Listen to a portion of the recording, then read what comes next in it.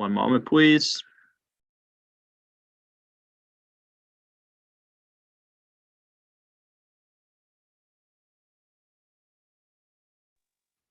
Okay, we're on the record.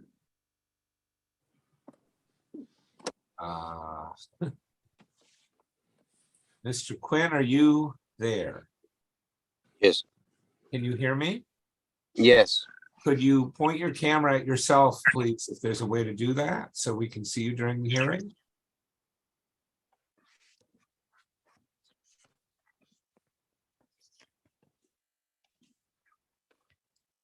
We'll give you a second here to get that organized if you can.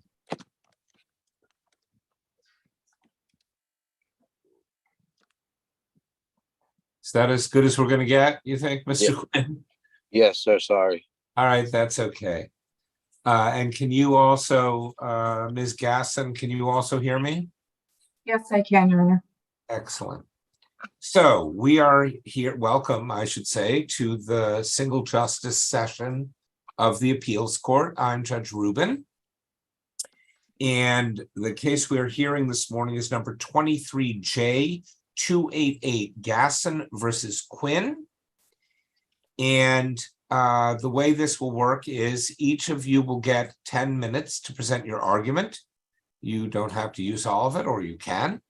And because you are representing yourselves, if there are issues that we need to address that might go a couple minutes longer, I will be flexible about that. There will be a timer that will appear in the box that currently says Massachusetts Appeals Court, and it will count down from 10 minutes.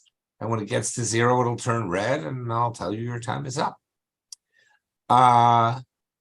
This is, of course, an appeal from the denial of the motion to waive the appeal bond in this case. And it is brought here by Mr. Quinn. And therefore, and I should say to both of you, I know how difficult it must be to appear in court or by Zoom in court even for people who are not lawyers. It may be intimidating to talk to a judge at all. And of course, you lack the legal training to maybe couch things in legal terms. But try to relax, and I'll hear what you have to say, and I may have questions for you, and we'll see what we can sort out. So having said that, we will hear first from you, Mr. Quinn, on the question of why the appeal bond should be waived. And I will say this, there are 2 showings that have to be made for the appeal bond to be waived. And the first is indigency, and the second is a non-frivolous issue for appeal from the judgment itself. And I am going to, I don't think it's contested that you meet the qualifications for indigency, Mr. Quinn. So you may want to focus your argument on the second prong, which is non-frivolous grounds for appeal from the original judgment. And with that, you may go ahead. Your Honor, I'm sorry, who are you? Your Honor, I'm a neighbor. Yeah, well, you can't speak for him unless you're a member of the bar, are you? No, I am not. Well, you can't speep for him. Only a lawyer can represent a person. He's Well, going to have to talk for himself. This is the problem, sir. Can we the pause the anxiety- clock? Let's turn the clock off, actually, if someone in the clerk's office can do that. And we'll start it again in a minute. Yeah. Tell me your name, first of all. I'm a friend of Chris. Yes, And- I'm and asking for the record. I'm sorry, sir. I'm asking you for the record for your name. My name is Carl What's your last name? Fucillo. Okay, go ahead, Mr. Fucillo. Yes. The anxiety of the court and what you said, the intimidation. Chris, without question, is in almost a small state of shock. He doesn't have the ability to talk and function because he's not familiar with any court proceedings. Of course. He's requested some type of legal counsel provided by the court because with his state of shock, he really isn't comprehending or understanding what procedure is going along and what he should do.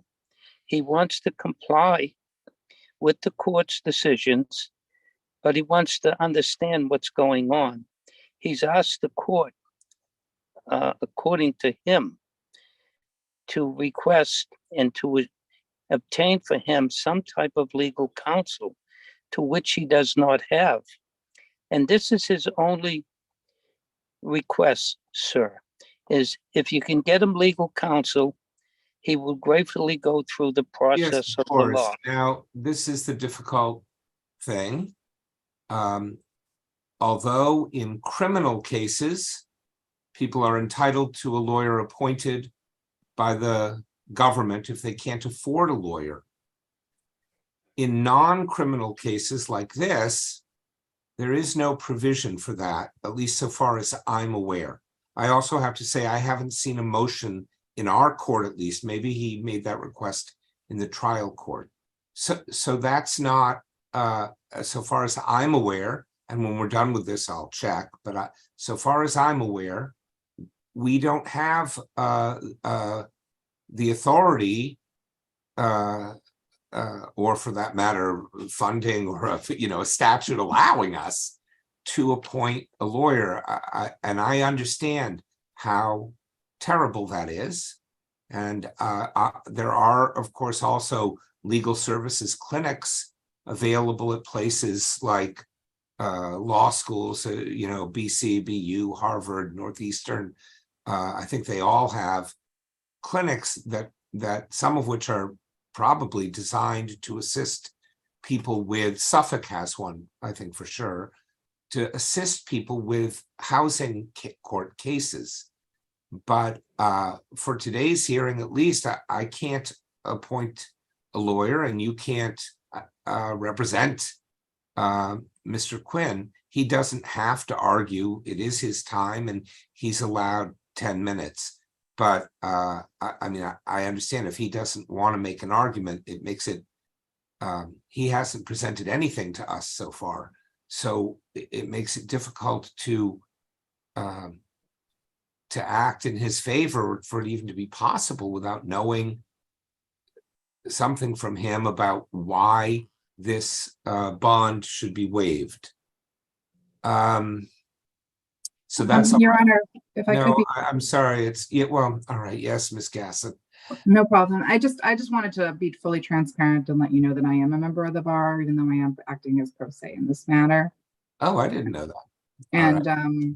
And Mr. Quinn has appeared at the trial. He appeared at the housing specialist, and he was able to testify on his own behalf. I'm not really interested in taking testimony from you, but thank you. Sir, with that, and Mr. Quinn, you're still there, I see. Yes. Would you like to say something? I mean, all I'm asking is, although of course it's a legal question, I understand you're not trained in law, what the reason is, legal reason is, why the bond should be waived. And that means what defense, if any, you have to the summary process action. No, she does. She does. I can't see. I don't. I'm owed money for work. Okay. I'm owed money for work done here, Your Honor. And also, I'm currently out of work. I felt I can't do this, Your Honor.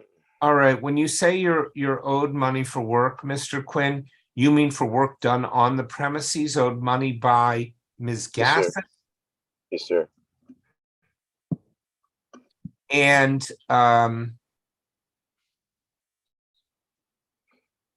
do you know if you said this to the judge in the trial court? No, Okay. I spoke with her before the first court thing, and she said that I shouldn't bring it up. Okay. Wait, she said you should not bring it up? Yes. If you can't do more than this, Mr. Quinn, obviously I'm not going to ask you to do so. I appreciate your coming in and I appreciate your difficulty. I Thank you, really sir. do. I will Thank hear you. now from you, Ms. Gasson. Thank you, Your Honor.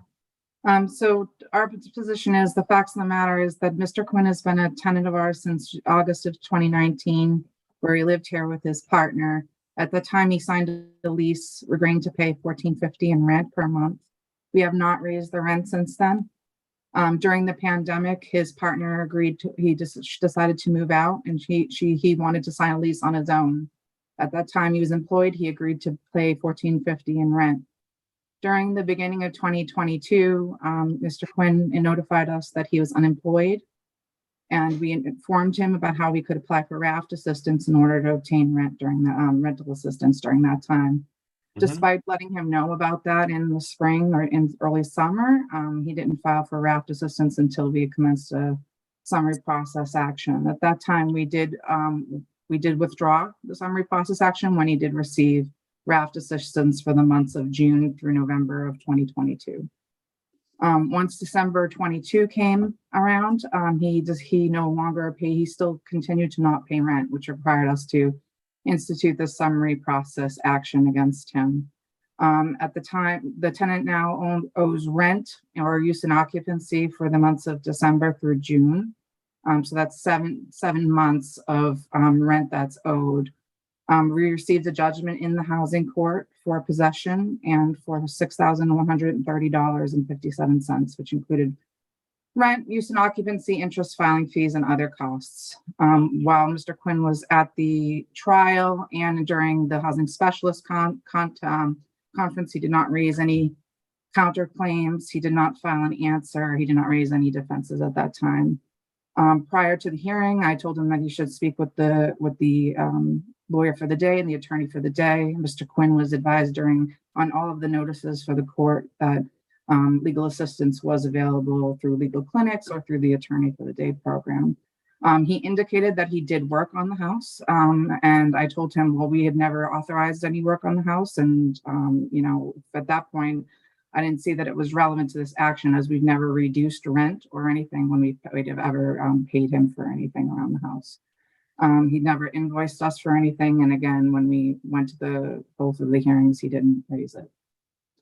He appealed timely. We had a hearing on May 5th, where Mr. Quinn did not attend at that time. As a result of him not attending at that time, he had raised no defenses. Again, he had raised no counterclaims. He has not included anything in either the appeal, the notice of appeal of the judge's decision, or anything like that.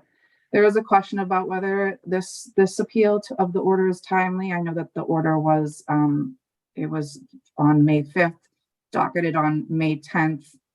To my knowledge, Mr. Quinn did not appeal until May 19th, and I was notified on May 22nd. Why wouldn't that be adequate? That's 9 days after docketing. Aren't there 10 days? I believe it's 6 days we filed a motion to dismiss. I see. Okay. I'll have to look at the statute about that. No problem. Let me ask you this. How much of what you've told me is in the record? All of it is in the record, as far as everything about the rent and the lease, his non-payment of rent. The judge's decision was that he didn't contest the timeliness and service of the order, the notice to quit or the summary process summons and complaint. He appeared at the hearing. At that time, he said he suffered an injury at work and he wasn't feeling like himself. The judge asked him questions about why he was unable to pay the rent. So at that time, he didn't raise any defenses. He admitted that he owed all of the rent.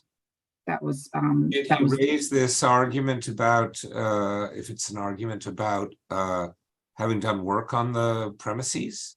No, he did not at the trial. In his appeal, he did write in the reason that he did work around the house that caused I saw that.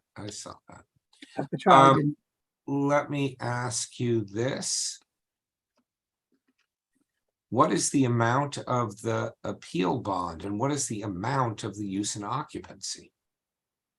The judge found us, our judgment was for 6,130 would be the judgment. So that was the appeals bond at the time. We're requesting to add an additional 2 months rent and use and occupancy to the appeal bond in the amount of $1,450 per month.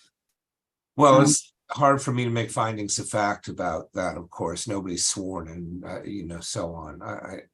I'm allowed to take affidavits, but let me ask you this. I don't see anywhere, the order seems to say that the use and occupancy is the customary amount, I right? think it's What is reviewed- that?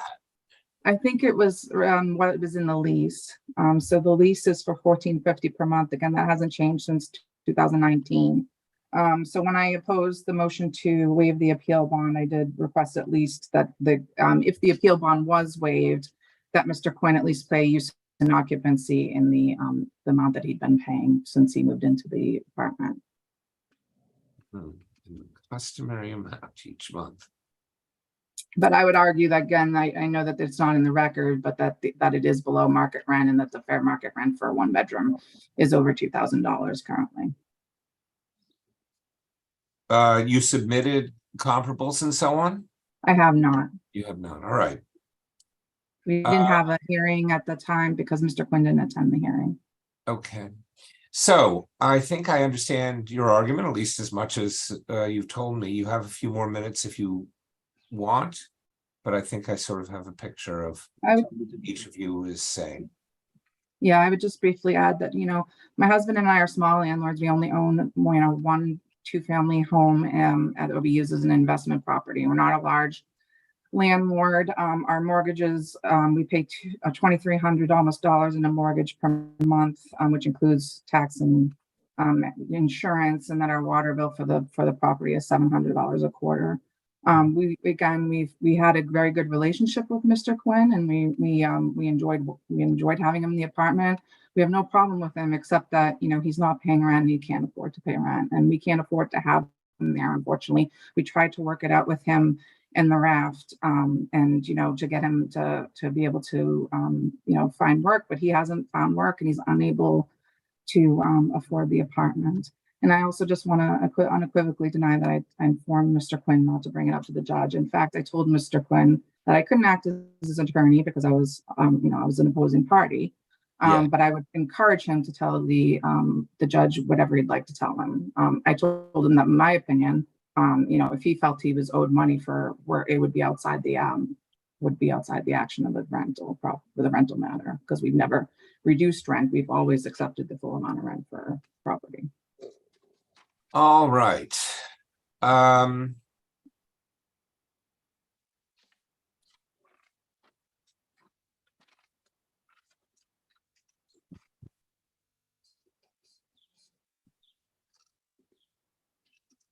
Well, you guys are not sworn, so I'm not going to swear you and try to figure out that whole piece of it. So I was thinking about a response, whatever, but you're not sworn, so it doesn't really matter to me.